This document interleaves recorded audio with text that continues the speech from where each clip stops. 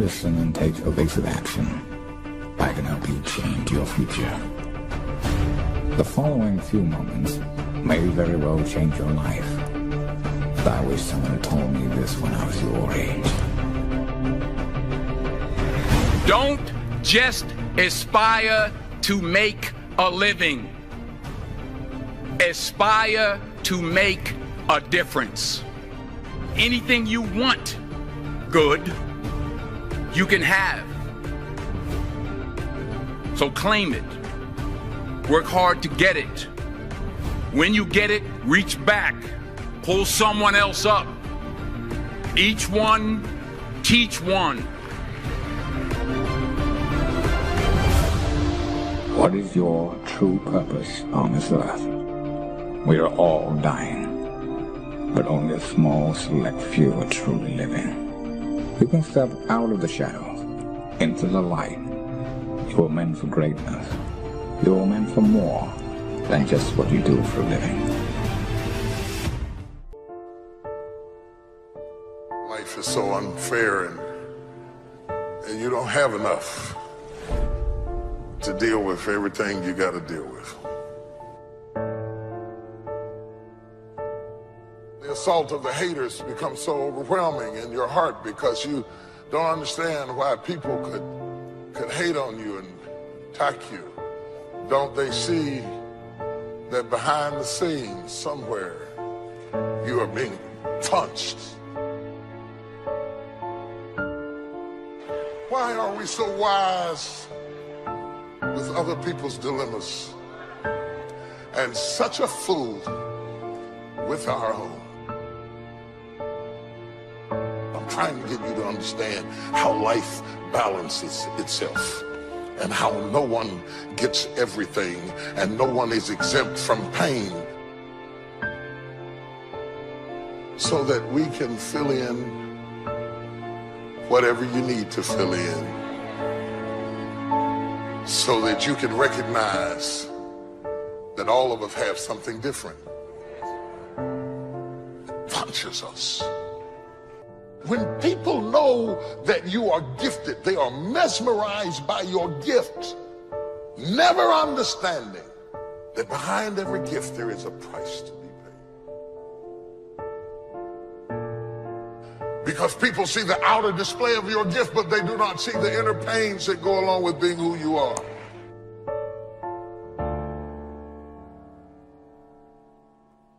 I want to talk to you about what is overwhelming you. I'm not talking about what you manage well, I'm talking about what you don't.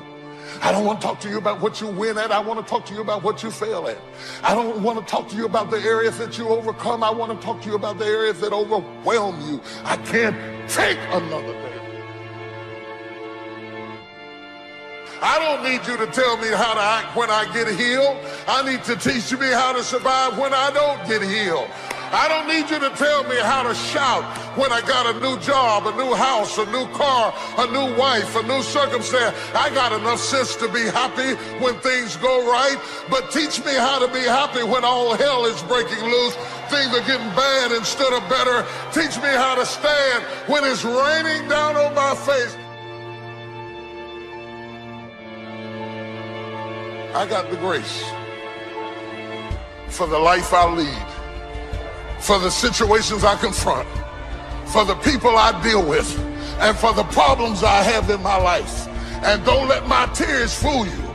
You may find me crying all the time, but when I get through crying, I will be swinging on you, because I do have grace. That the tougher the day is, the greater the grace.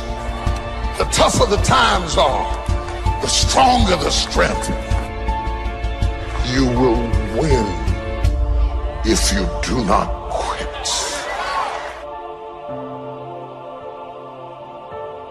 One of my favorite scriptures, I don't give it out often because it's in my private stash. I save it for when all hell is breaking loose in my life.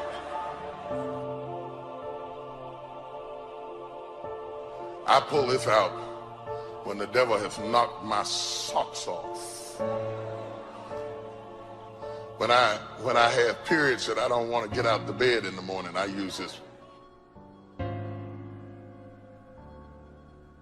You can get self-help at the bookstore, but sometimes self can't help self. You can get motivation from the motivationalist, but sometimes you cannot motivate when you need a miracle. You can get socialization in the club, the sorority, the lodge. You can go on a cruise and socialize with people. We do socialize, but it's more than that. We do motivate, but it's more than that. We do encourage, but it's more than that. What we give here that is unique to us is food for the soul, is fight for the fighter, is seed for the sower, is bread for the eater. And for them that have no might, if you can just get to the word of God, you can tie a knot and hold on.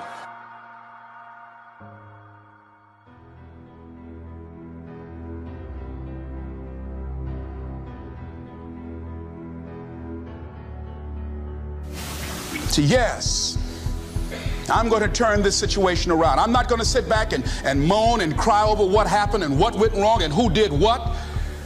I'm going to do something about this situation. The next thing that is important is that expect things to get better for you, because they are. See, life is cyclic. You're not, whatever experience you're having right now, it has not come to stay. It has come to pass.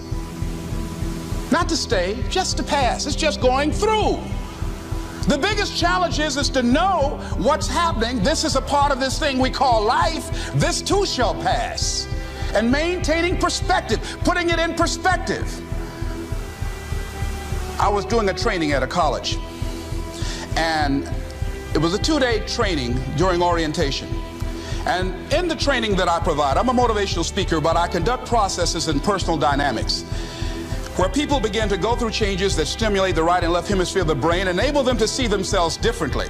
I conducted this particular simulation with these young kids, 17 and 18 years of age, so that they would begin to see how they make decisions and how they would survive in this particular simulation process we gave them.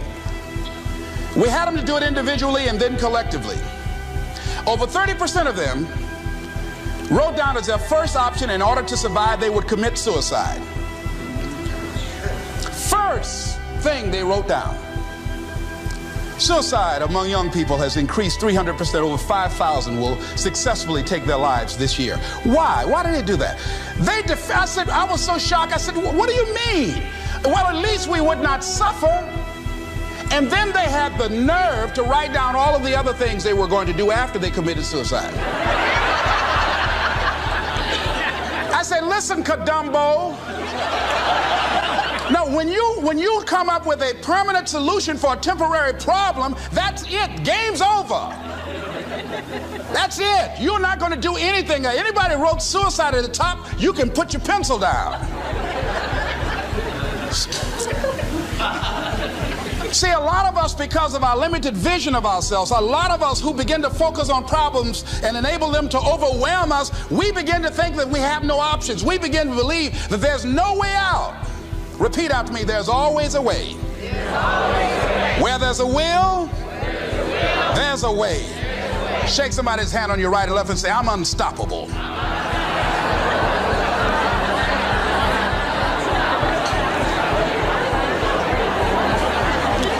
You've got to make those kind of declarations to yourself. I'm unstoppable. This will not get me down. And if I get knocked down, I'm going to be like Leo Pascal. You said you're going to have some low moments in life, but when you do, you will have high lows. When you work on yourself. What are some of those things that you can do during this period of time? Go for walks. Do some things for you. Just go for a stroll so you can engage in some reflective thinking on life, on yourself, looking and enjoying the universe, smelling the roses along the way. Listen to upbeat music, music that inspires you. I have oldie but goodies. I have strategies that I engage in to recharge my batteries. I'm preparing for that because I know things are going to happen that I cannot anticipate. A very good friend of mine died the other day. I had a program for myself. I have books that I read that inspire me, tapes that I listen to that fire me up.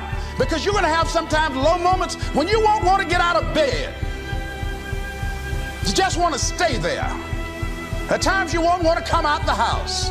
There are times you'll be feeling bad and don't know why. What's wrong? I don't know. Just leave me alone. Why did that happen? I don't know. It's called life.